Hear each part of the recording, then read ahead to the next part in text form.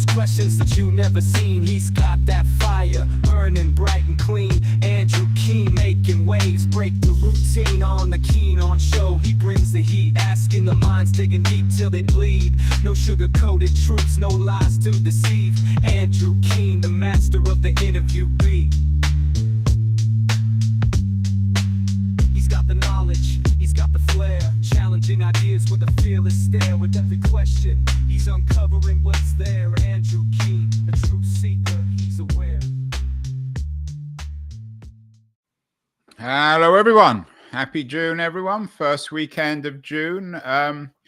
Yesterday, we featured a conversation with my old friend Keith Teare, Silicon Valley entrepreneur, visionary, who was bemoaning the absence of utopians. He was talking about a new piece by another technologist, Rohit Krishnan, called With a Utopia. And Keith argued that we need bigger thinkers. We need people to think dramatically and radically about how technology can make the future a better place. So, Keith, if you're watching, I found a hardcore utopian, Rob Wolcott. He's the co-founder and chairman of Twin Global and the co-author of an intriguing new book called Proximity: How Coming Breakthroughs in Just-in-Time Transform Business, Society, and Daily Life. And just to underline what he may or may not agree are his utopian qualities or thinking, he says in the book, what if you could have whatever you want produced and provided immediately and affordably, no matter how customized, with minimal environmental impact, products, services, and experience on demand? And just on demand, we have Rob for you, talking to us from New Jersey. Rob, are you utopian? Is that a term that you like, you're comfortable with? Well, I love the English language in general. I actually am optimistic. I think to be an entrepreneur and investor, you have to be to some extent. But I'm actually more of a fan of dystopia, dystopic literature, not dystopias. Obviously, who wants to do that? But I think the more that we can dig into dystopic ideas in literature, the better we can prepare for creating a utopia or a great future. Last point about that, Andrew, I find in history, anyone who tries aggressively to create a utopia actually ends up creating a dystopia. So you often talk about balance. I'm going to 100% agree with you about that.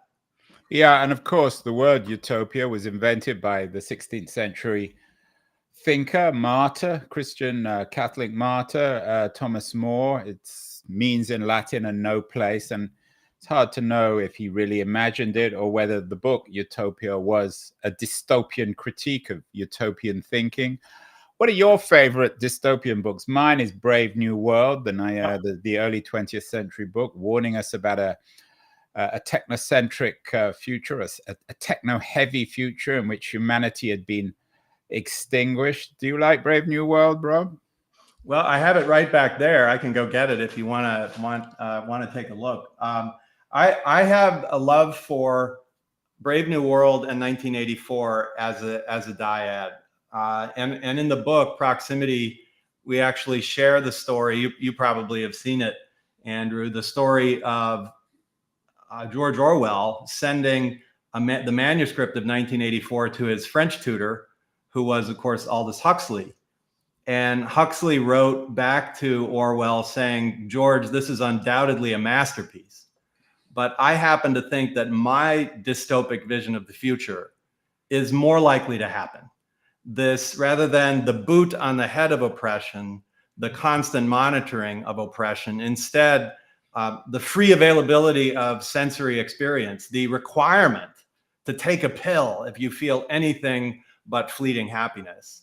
And I think if we take Huxley and Orwell as a dyad, we have a better set of guardrails to think about where we're heading in the not distant future. And of course, as you know, Huxley was Orwell's tutor at Eton, and 1984 was Orwell's last book. As he was dying, he was looking for a publisher. I'm guessing, Rob, in your world, in the world of Proximity, he would have self-published, and he would have written this thing, and he would have put it out online in a just-in-time kind of way. Is that fair? He could have, but there's no way to know exactly. Kai-Han Krippendorf, my co-author, and I could have done that with proximity, but for a variety of reasons, we still decided to go with a traditional publisher. Yeah, I'm you glad got we it did. with Columbia University Press. Yeah. So tell me, outline the vision in this.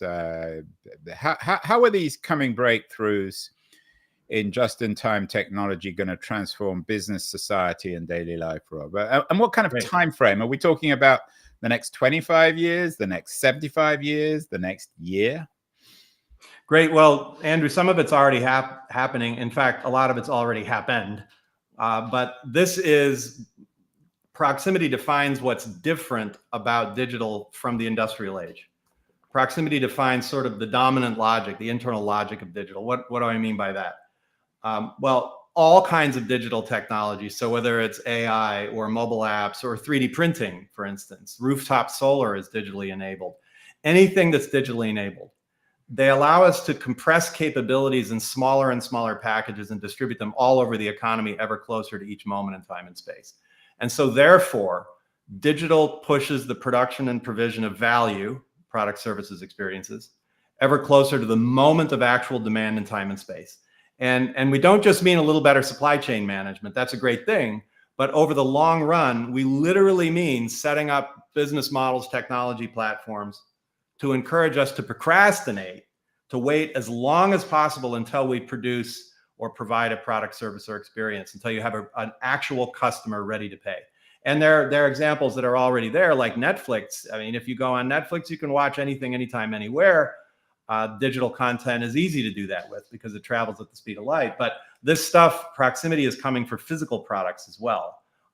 And it's moving at different paces in terms of the production as opposed to the provision, service, distribution, support, et cetera. But that is the dominant direction across all industries. And we make the case in the book by looking across a whole bunch of different realms of life, as we call them: how we eat, how we power, how we work, et cetera. Thinking about, I mean, one of the things you talk about in the book is renewable energy, solar panels. We just had some solar panels installed, if that's the right word, in San Francisco. It was a huge pain in the neck.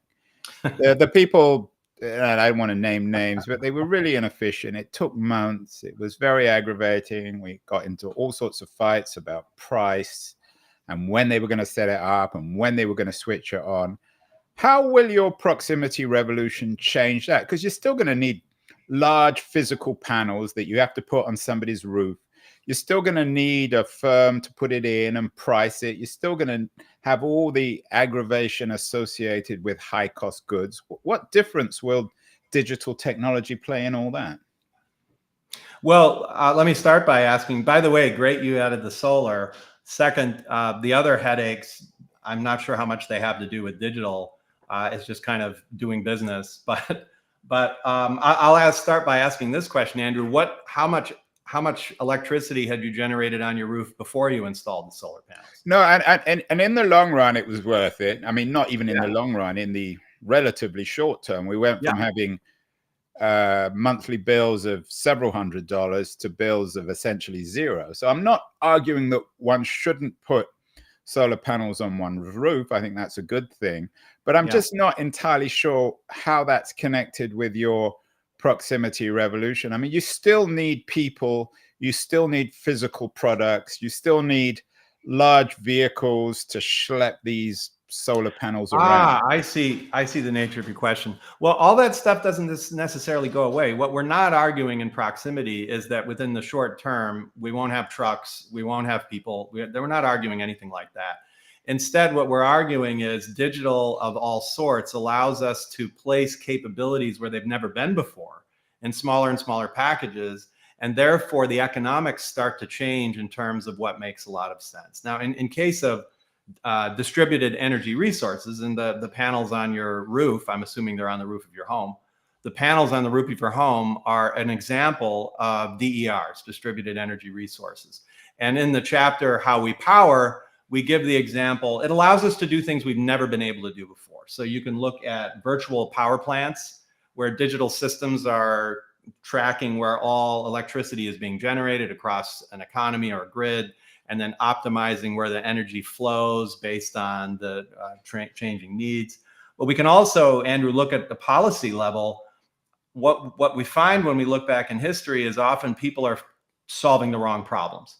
They're facing the wrong challenges. And so I'll give you an example we use in the How We Power chapter, and that's the country of Bangladesh. So as a lot of people know, Bangladesh has had electricity provision challenges for decades. And about 13 or 14 years ago, the government said by the year 2023, we are going to have enough electricity generation in the country to serve the whole country and our growth. Now, that's a big objective. And guess what? They did it ahead of schedule. By 2022, they had enough power generation in Bangladesh to serve the whole country. The problem was it didn't work. Why is that? Well, because they built a bunch of large traditional, very good, but traditional hydrocarbon powered generation plants. Centralized at a distance, you need the grid capabilities. And by the way, they all ran on hydrocarbons, and Bangladesh doesn't have a lot of developed hydrocarbons. So they're at the mercy of global energy markets. When the Russia-Ukraine war started, that wasn't good for them. Meanwhile, though, Andrew, not because the government was pushing it, but because people needed it, solar arrays started popping up in communities that were not connected to the grid, or on people's homes, or in industrial parks. And it's still a small sliver of the power picture in Bangladesh. But those communities, families, businesses that have those are less susceptible to the power outages and the challenges of the overall grid. So the punchline really is, what if the government of Bangladesh had posed a different challenge 14 years ago? What if instead of saying we need enough power generation in the country, which they have, it just doesn't get to where people need it. What if they had posed the challenge, by the year 2023, we aspire to have electricity where and when people need it all the time? That would have generated a very different solution, what we call a hybrid model. Some centralized production, we still need some of that, the base load, but then distributed energy resources like the solar panels on your roof. Yeah, and I don't think anyone's going to argue with you on renewable energy. I think it's hard to argue on that front. But some of the other technologies you wrote about in the book, Rob, are ones that I've never really been completely convinced with. We've heard about 3D printing now for 20 or 30 years. It's hard to see any evidence that the 3D printing revolution is happening. I'm sure you might disagree. You also talk about virtual reality. Mark Zuckerberg took a huge bet on VR in Facebook, and then kind of wrote off his losses and seems to be embracing AI. We'll talk about AI later, but are there some technologies like VR and 3D printing that might not make it in this new world that you're describing? In one sense, yes. In another sense, no. So let's back up to the dot-com boom of 1998 to 2000 or so.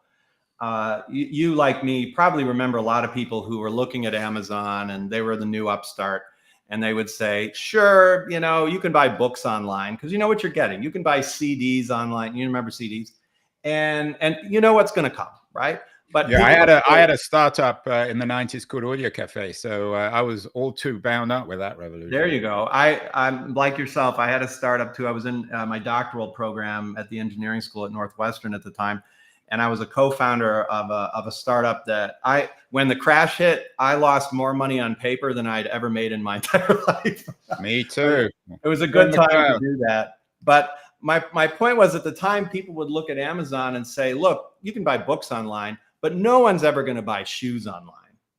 And what happened later? Somebody figured out the model, Zappos. And so now the world is different. The same thing's happening with 3D printing, will happen with virtual reality. Look, I think we owe a debt to Mark Zuckerberg for blowing $4.5 billion of his investors' money and his own money to go big on VR too early. He was simply too early. But Rob, is that really an argument? You can make that about anything. You can say, well, everyone's always written stuff off and then it comes back. Some technologies just don't explode. I mean, in terms of their popularity or success. Is it conceivable that something like 3D printing or even VR just won't happen? I don't think so. And I'll give you maybe I'll try and make the case. So start with 3D printing. Is it the case that right now you can install some 3D printers and print out a brand new car? No. You can make a much longer list of things where it does not make any economic sense to produce them in general with 3D printing. But there are already lots of examples where it makes more economic sense to use 3D printing to, whether it's to produce the product in general or to produce the product in specific cases where you have a high value to responsiveness and it's expensive to have inventory. So if you look at Ford Motor Company's annual report from last year, so annual report for 2022, you'll find they reported making over 200,000 automotive parts via 3D printing. And it's well known that lots of companies are using 3D printers for MRO and their factory, replacement parts in their factories. And these are examples of places where it makes economic sense right now. And when that starts to happen, then what happens? Companies get better and better at using these technologies. There's a steep learning curve. So Andrew, I'm not arguing next year, everything that Amazon ships out is going to be 3D printed next year. We're not arguing that. But 3 years, 5 years, 10 years, 20 years, the dominant trend, what is different from the past, is in that direction. And more things will become economically viable in that respect. We're speaking with Robert C. Wolcott. I found you a utopian, and he is one, I think, in all the best senses of the word, really positively optimistic about the future, particularly the future of digital technology. He's the co-author of Proximity. I want to remind everyone that great guests like Rob are brought to us because of our friends at Liberty, excellent new quarterly of culture and politics, published in Washington, D.C. by Leon Wieseltier, my old friend. I'm going to run a short feature on liberties, and then we'll be back with Rob to talk more about Proximity and the future that he imagines, in which everything will be available immediately and will make a very happy world. So don't go away, anyone. We'll be back in a second. The noise, there is nuance, insight. Liberties is not just a journal of ideas. It's a meteor of intelligent substance. It's the place to be for engaged citizens. Politics, opinion, substance. Liberties is a triumph for freedom of thought. A quarterly of urgency, of cultural exploration, of intellectual delight, of immaculate prose. It's invaluable. Subscribe now or find Liberties at your favorite bookseller.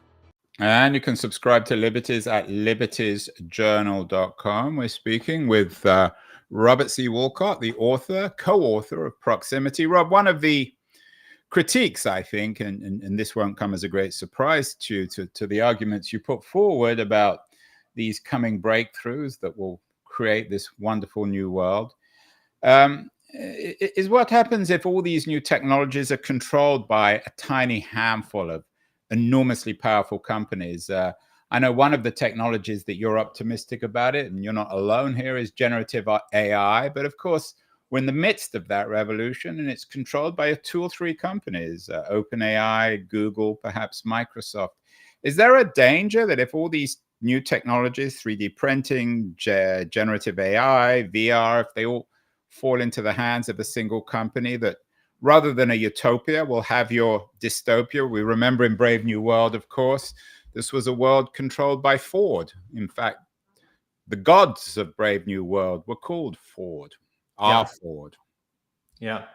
Well, absolutely. And, I want to underscore, while I am optimistic about the longer term future for reasons we can discuss, and I've been saying this for a while, I think the next 30 years or so are going to be far more difficult than most people think. And since large language models have become so present, almost ubiquitous for the public in the past couple of years, I think this is starting to become tangible. And I'm very optimistic about what we can do to amplify the value that we can create, to be additive. As a friend just this week, Mark Kennedy from Imperial College London, articulated, additive AI is when we use AI to do things we actually couldn't have done before. So I'm very optimistic about those things. But of course, anytime there is a fundamental shift in economic value creation, there's a risk of the concentration within a relatively small number of organizations or human beings, societies, et cetera. And we just have to look back to the Industrial Revolution. We saw that writ large at the late 19th, early 20th century, and then the trust busting came through. Andrew, the economist Brian Arthur said a number of times that this becomes over time less of an economic problem and more of a social political problem. And I agree with that. So I think there's going to be an enormous amount of dislocation. Do I believe that automated vehicles are going to be real? Sure, absolutely. Is it a year from now? Probably not. 5 years, 10 years, at some point we'll crack the code. And at that point, what happens to the hundreds of thousands of people just in the United States that make their money driving a truck? And you can raise a family driving a truck in the United States, make a pretty good living. That goes away at some point. So we're going to have enormous social dislocations, but in the long run, the opportunity is far beyond anything we've ever imagined. You mentioned, Rob, that you like dystopian literature, or at least you read it. We talked about Brave New World, the classic 20th century dystopia, along with Orwell's 1984.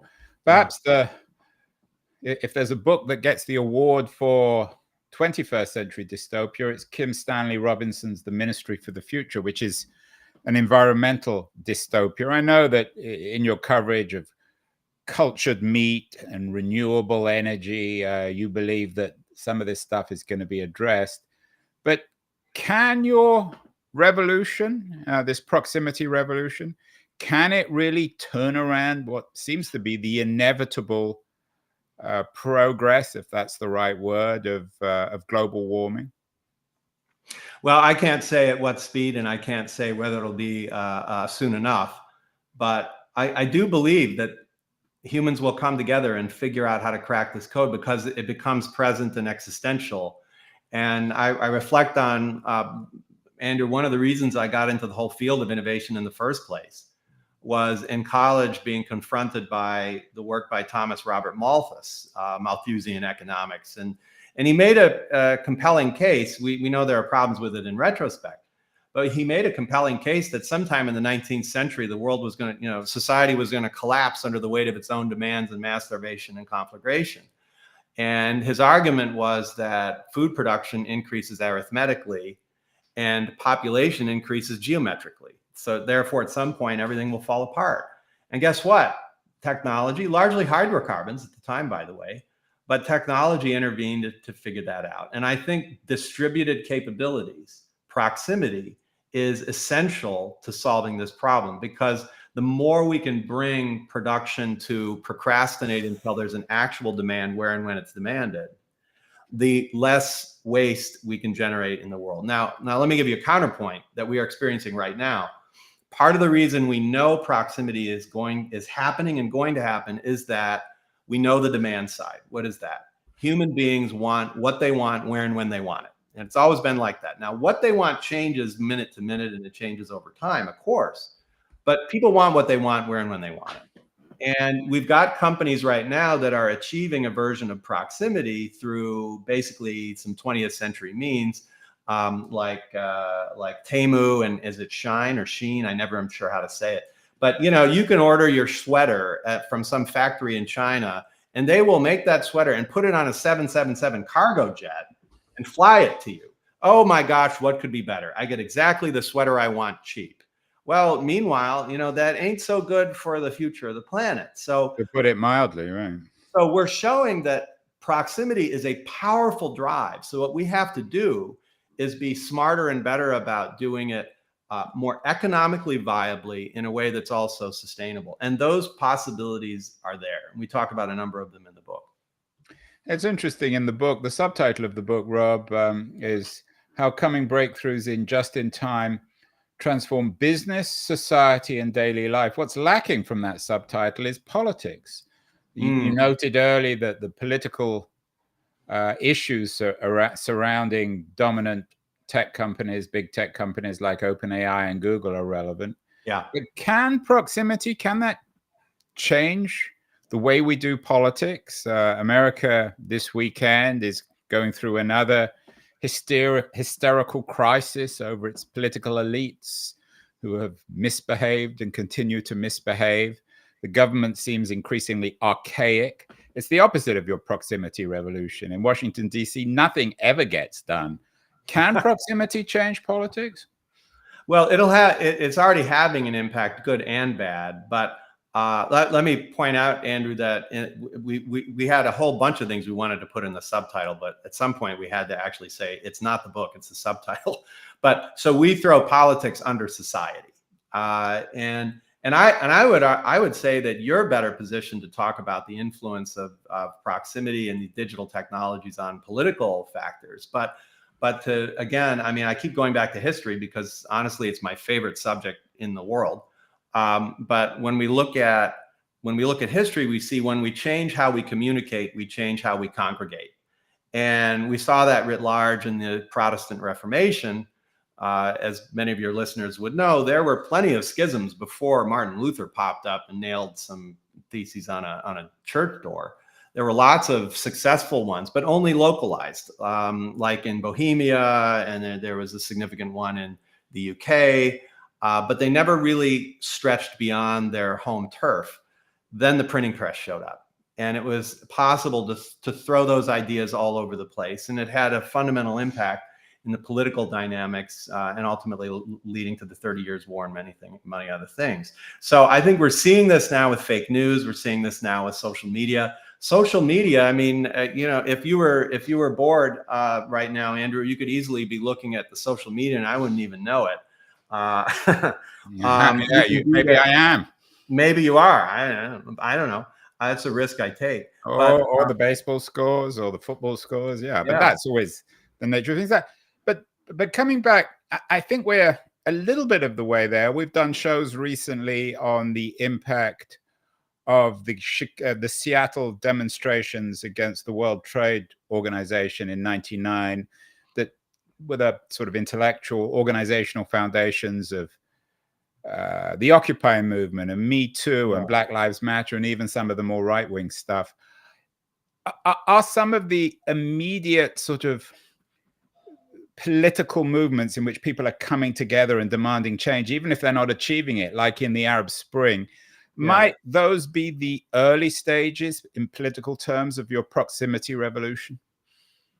Yeah, it's an interesting observation, and I admit to not having thought that through much, but my initial reaction of it is these technologies allow us to congregate, as I mentioned before, in new configurations and to communicate with certain identified sets. And this, I think, has something to do with why we're having such a difficult time in the United States and many other parts of the world coming together the way that we used to. And by the way, I'm a passionate centrist, if that makes any sense. Some people would say that doesn't make any sense, but I'm a passionate centrist. I trend a little bit to the right, I have to admit. But I'm going to vote for whoever I think is the best. You weren't demonstrating January 6th, I hope, Rob. No. I didn't say I was crazy. I said that I trend a little bit to the right. In fact, I was sitting at home as aghast as anybody else watching that on TV. But the aftermath of all that, and I have family in many parts of the United States. I have family whom I love, whom I respect. They have extraordinary values as human beings. But some of these family and friends are, Andrew, convinced that the election was actually stolen. Now, all the evidence we have says it was not. All the forums in court where the burden of proof, where the bar of truth is far higher, say we didn't, say it was a fair it's interesting election. In that sense, because the media now is trying to do real-time analysis of what they see as Trump's lies. So recently in his speeches after the trial, the New York Times and CNN had analysts offering what you might call just-in-time critiques of what he said, saying, well, this is a lie, this isn't a lie, this is based on some delusion. Yeah. But it doesn't really make any difference because, as you say, some of your relatives just believe that the whole thing is fixed. They don't watch CNN. They don't read the New York Times. They're watching Fox or they're looking at the social media. So even if all this stuff is true, and when it comes to information technology, will that actually make any difference to how people think about the world? Well, first of all, let's just accept that this is incredibly frustrating. I mean, we're not going to get around that. Second, the answer is not let's give up. I mean, we can't say let's just give it. We're never going to make any progress. Let's give up. we need to figure out how to come together. And I think there are some rays of hope. There have been some in the midst of some of the most divisive politics in the United States in the Congress since the 19th century. And this is not unprecedented, by the way. We have over the past few years been able to come together on some bipartisan legislation. And so that doesn't get reported about as much because it's not quite as exciting to watch real time. But I think, number one, those people that are feeling not much love in the middle, like myself, they're still out there. The passionate so we got to centrists, spend time with them. And then eventually people that are too far over the deep end, they might eventually come around and realize in some ways they were wrong. But getting them to stand up and say, oh my gosh, guess what? I was wrong. I think that's kind of a dead end. We've got to find other ways to come together on other issues. And then maybe in the long run, I hope in the long run, we'll find better paths forward. Rob, you gave Netflix as an example, an early example of your proximity revolution, a place you can go and immediately get whatever movie you want. There are lots of other on-demand services online where you can do this. Does that mean there's no longer any scarcity? Or in this new world of, say, abundance of one kind or abundance or another, will there be new scarcities? When you think of Netflix, there's still the scarcity of good movies. There's still some degree of scarcity of bandwidth and the scarcity of our time. We can't watch Netflix more than 24 hours a day. So in this world of proximity, which in your view represents a kind of new scarcity and a new abundance, where everything is available immediately, what will be the new scarcities? Or will there be any scarcity at all? That's a great question, and a number of reactions to it. First of all, the concept of abundance, I do concur with it, but I take a little bit of a different approach. And I've written about this a couple of times. So, thinking about like Peter Diamandis and Ray Kurzweil and abundance. And and they've all been on the show. I'm sure. Yeah. And I follow their thinking quite a bit, but I think about abundance somewhat differently. I call it anthropic abundance. Why is that? Because where we're pushing toward is driven in large, not exclusively, but in large part by human desire and human intention. And therefore we end up with more and more abundance of what we directly desire. And then either by implication, unintended consequences, or in some cases intended consequences, other things become more scarce. Like we're seeing, for instance, Andrew, this collapse in species in the world, so many extinctions. This is a byproduct in many ways of human desire, which is driving anthropic abundance while driving down scarcity and other things. But to bring it closer to home with respect to proximity and products and services and things like this, I'd turn the question to thinking about value. What do humans, consumers, citizens, et cetera, value, and what do they want? And what do I mean by this? Before COVID, I was speaking with a friend of mine in Europe in the luxury goods industry. I was telling her all about proximity, and she was like, oh, this is interesting, but wait a minute, Rob. What about when, and she used this kind of made up example, which is kind of cute. She said, what about when one of our consumers wants to spend $5,000 on a handbag that was handmade by nuns in the Dolomites? Now, she's going to have to wait 6 months for that because it takes 6 months to make that stupid handbag. That's not proximity. And I said, well, you make a good point, but actually it is in the sense that she's not paying because she wants to wait. She's paying because to have the privilege to wait for that. And the value is in the story. The value is in the exclusivity of having that scarce item where she is paying for the privilege to wait for 6 months for the product. And that doesn't violate the proximity notion at all, because what we do not say is that all products and services will definitely be produced and provided.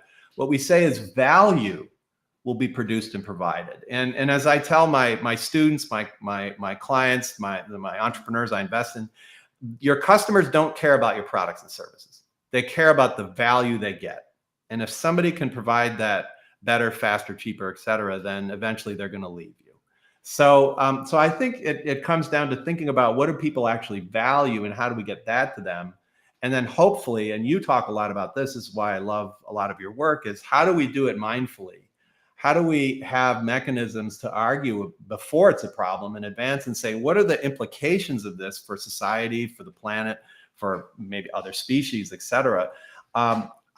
Frankly, Andrew, most people, I hate to say it, most people aren't going to spend much time on that. But that is incumbent on as many of us as possible to confront these issues, take these stands before they're really existential. It's interesting you talk about taking time on it, and your example of the expensive handbag being handmade in the Dolomites. I wonder in the future, if your revolution really happens, whether value will come out of slow movements. We already have the slow food movement.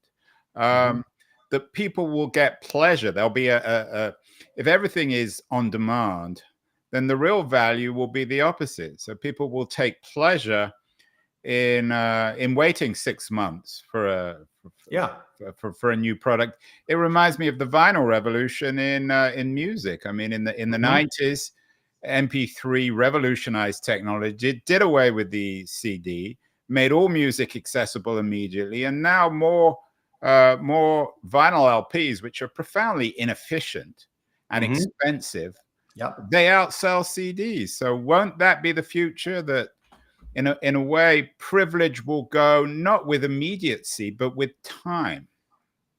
Well, but you make a great point, but it'll be a choice. People will be able to make that choice, and it'll be based on the value they desire. So someone who decides to buy vinyl, or let's say collect vinyl, is doing that for a different set of purposes than downloading from Spotify. Now, streaming on Spotify or using vinyl, you still get to experience music, but you're making a different social statement. You're entering different social circles. You're doing you have a different form factor and physical, emotional experience, depending on whether you care about the fact that it's a vinyl and you get to place it on the palette and listen to it. So what proximity does not say is that absolutely everything will be. Instead, we say that value will be created and produced closer and closer to the moment of demand. And the value is up to understanding what consumers, or what we as humans, really want. Finally, Rob, a lot of people are going to be interested in this. They're going to get the book. I know you have an event that just happened in Chicago, Proximity, and you have a network, the Twin Global, the World Innovation Network. How can people work with you in terms of understanding this and perhaps join your network? Great. Well, number one, I'm always on LinkedIn. Reach out, and please say, hey, we met on Keen On, because obviously I can only see Andrew on the screen. So give me that cue. I'm happy to connect and have a conversation. In terms of the World Innovation Network, go to twinglobal.org. It's not a business. We don't have a business model. We just get together sometimes and talk about the future. And to be honest, for me, it's just to keep great people together. When I meet somebody really interesting, that seems to have a good ethical compass and is trying to envision and create the future, I want a way to reconnect with them